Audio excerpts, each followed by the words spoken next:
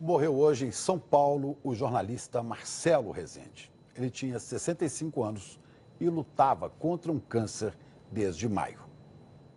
O carioca Marcelo Luiz Rezende Fernandes se encantou pelo jornalismo aos 17 anos. Passou pela Rádio Globo, pelo jornal O Globo, pela revista Placar e ganhou destaque na TV Globo com reportagens investigativas de grande impacto na década de 1990. Guerra do tráfico, balas perdidas, tiroteio, armas de grosso calibre. No Jornal Nacional, denunciou o caso da favela naval, com o espancamento e o assassinato de moradores de Diadema por integrantes da Polícia Militar de São Paulo. Repare no rapaz com a agenda na mão. Ele vai morrer. A cobertura teve repercussão internacional e entrou para a história do jornalismo brasileiro. Boa noite. Com o programa Linha Direta, Marcelo Rezende se tornou também apresentador. As situações envolvendo violência eram representadas por atores. Foram muitas as denúncias feitas pelo público de criminosos procurados por assassinato, estupro e sequestro. Eu trabalho pelo interesse do público, da sociedade. Eu acho que esse é o meu papel. Em 2002, Marcelo Rezende deixou a Globo e passou por outras 3 emissoras, Bandeirantes, Rede TV e Record. Marcelo Rezende postou vários vídeos em redes sociais para falar de sua luta contra a doença. O último é do dia 3 de setembro. O câncer que eu tenho tem altos e baixos, é como uma montanha russa. Marcelo Rezende descobriu que estava doente no começo de maio. Ele tinha um câncer no fígado, já com metástase no pâncreas. Chegou a fazer quimioterapia, mas desistiu do tratamento convencional. Nesta semana, o estado dele se agravou. Marcelo deixa 5 filhos, 4 mulheres e um homem, de 5 casamentos e uma neta. Morreu hoje em São Paulo o jornalista e apresentador de televisão Marcelo Rezende. Ele tinha 65 anos e lutava contra um câncer.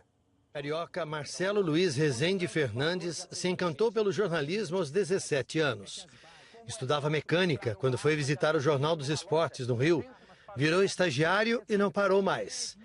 Passou pela Rádio Globo, pelo jornal O Globo, pela revista Placar e ganhou destaque na TV com reportagens investigativas de grande impacto na década de 1990. Guerra do tráfico, balas perdidas, tiroteio, armas de grosso calibre.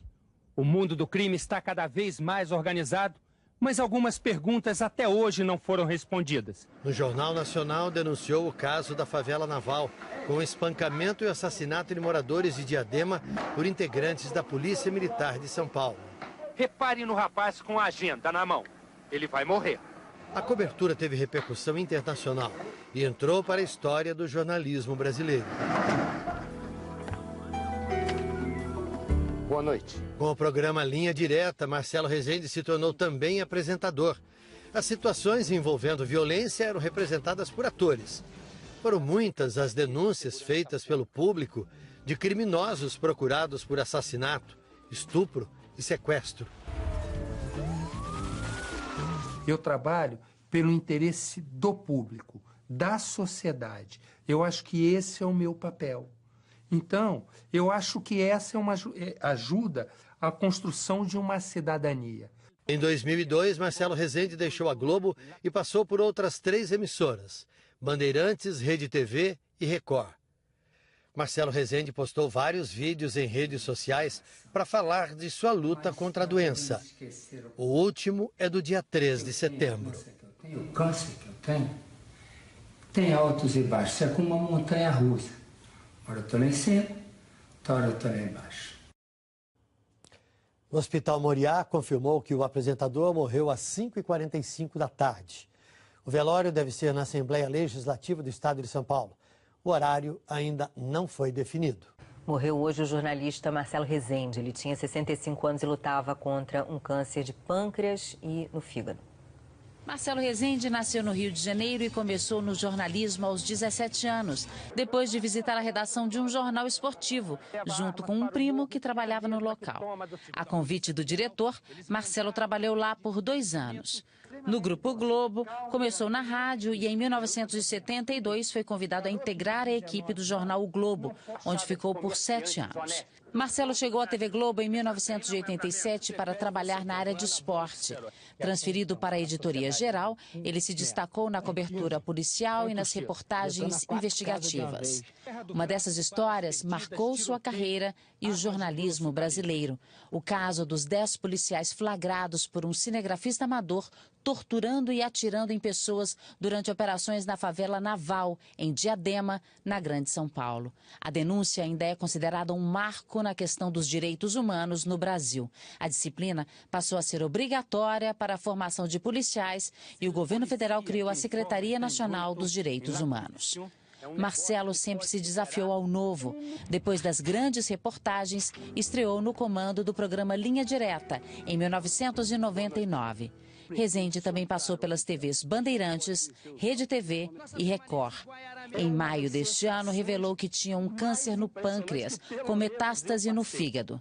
Marcelo Rezende deixa 5 filhos e 5 netos. O presidente Michel Temer embarca segunda-feira agora para os Estados Unidos, onde se encontra com o presidente Donald Trump e participa da Assembleia Geral das Nações Unidas.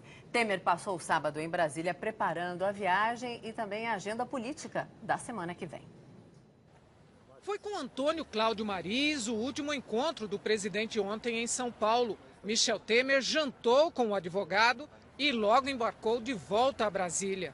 Em pleno sábado, Temer foi despachar no Planalto, no fim da manhã. Teve várias reuniões. A mais demorada foi com os ministros das Relações Exteriores, Aloysio Nunes, e o do Gabinete de Segurança Institucional, Sérgio Etchegoyen. Cuidaram dos preparativos para a viagem a Nova York na segunda. À tarde, recebeu no Palácio do Jaburu o ministro Moreira Franco, da Secretaria-Geral, e o relator da reforma da Previdência, deputado Arthur Maia. Havia a expectativa de um pronunciamento de Temer sobre a segunda denúncia contra ele. Era o acerto feito ontem com o advogado Mariz e o marqueteiro Elcinho Mouco. Mas os responsáveis pela comunicação não concordaram, sob o argumento de que a nota divulgada no dia que saiu a denúncia já foi uma resposta suficiente dirigida a Rodrigo Janot, procurador-geral, até domingo. Na quinta, Janot apresentou a segunda denúncia contra Temer por 2 crimes: obstrução à justiça e organização criminosa. O presidente foi denunciado com mais 6 PMDBistas, 2 que atuam no Planalto, os ministros Moreira Franco, Eliseu Padilha, e 4 que estão presos, os ex-ministros Gedel Vieira Lima e Henrique Eduardo Alves, o ex-assessor Rodrigo Rocha Loures e o ex-presidente da Câmara, Eduardo Cunha. A defesa de Temer questiona a validade das delações da JF que embasaram as denúncias de Janot. Na quarta, o Supremo deve retomar o julgamento sobre a suspensão do andamento da denúncia até que se decida a validade das delações. Os advogados do presidente também pediram que a segunda denúncia seja devolvida à nova procuradora-geral, Raquel Dodge, que toma posse na segunda-feira cedo. Temer participa dessa cerimônia antes de embarcar para os Estados Unidos. No mesmo dia, ele janta com o presidente Donald Trump em Nova York. E o sábado foi de vacinação em todo o país. A campanha quer aumentar a imunização de crianças e adolescentes para evitar o reaparecimento de doenças como a paralisia infantil.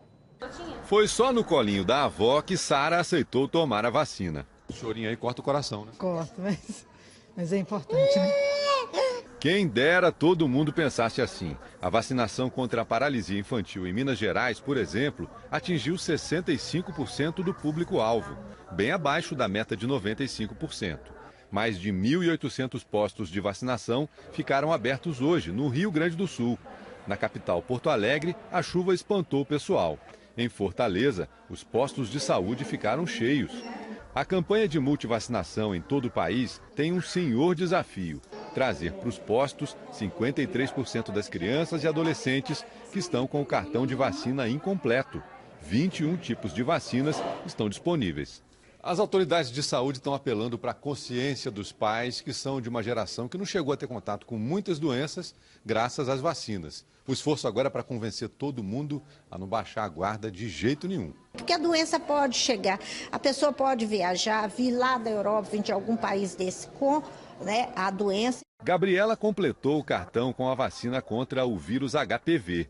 Nem a agulhada tirou o bom humor dela. Eu vou ter que ficar de repouso absoluto, que eu não vou poder arrumar a casa, não vou poder lavar vasilha, não vou poder fazer almoço, vou ter que ficar deitada e ela vai ter que me dar comida na boca. Vocês acreditam? Venham tomar vacina. Venham tomar vacina. Essa campanha de vacinação vai até sexta-feira.